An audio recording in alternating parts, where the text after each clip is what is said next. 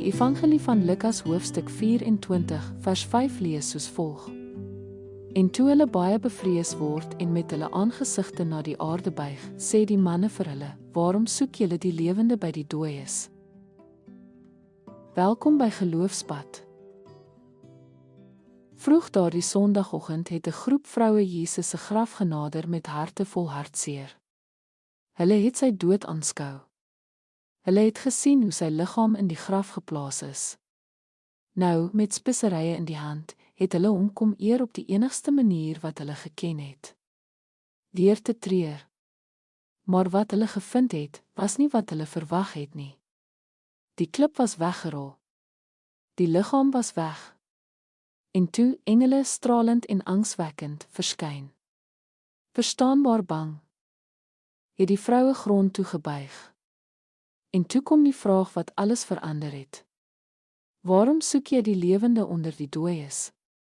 Dit was nie net 'n vraag oor ligging nie, dit was 'n vraag oor geloof. Jesus het vir hulle gesê hy sou opstaan. En nou het hy. Hy was nie in die graf nie. Hy het gelewe.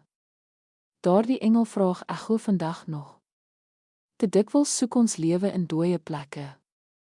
In lewelose godsdiens, in werke sonder geloof, in afleidings wat nooit bevredig nie. Ons soek vrede in ons prestasie of identiteit in dinge wat besig is om te vervaag.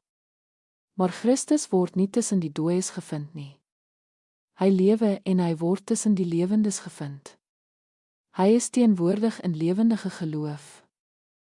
In die gemeenskap van gelowiges en in die krag van sy gees wat in ons werk. Net soos die engele die vroue daaraan herinner het dat Jesus van sy opstanding gepraat het, word ons ook geroep om sy beloftes te onthou. Hy het opgestaan net soos hy gesê het. En net soos hy opgevaar het, sal hy eendag terugkeer. Ons hoop is nie in die graf nie. Ons hoop is lewend en sy naam is Jesus. Kom ons bid. Opgestane Here, help ons om op te hou om lewe in dooie plekke te soek. Herinner ons daagliks daaraan dat U lewe en dat ware lewe slegs in U gevind word. Mag ons in geloof wandel, verwagtend en bly met die wete dat die graf leeg is en dat U waarlik opgestaan het. Amen.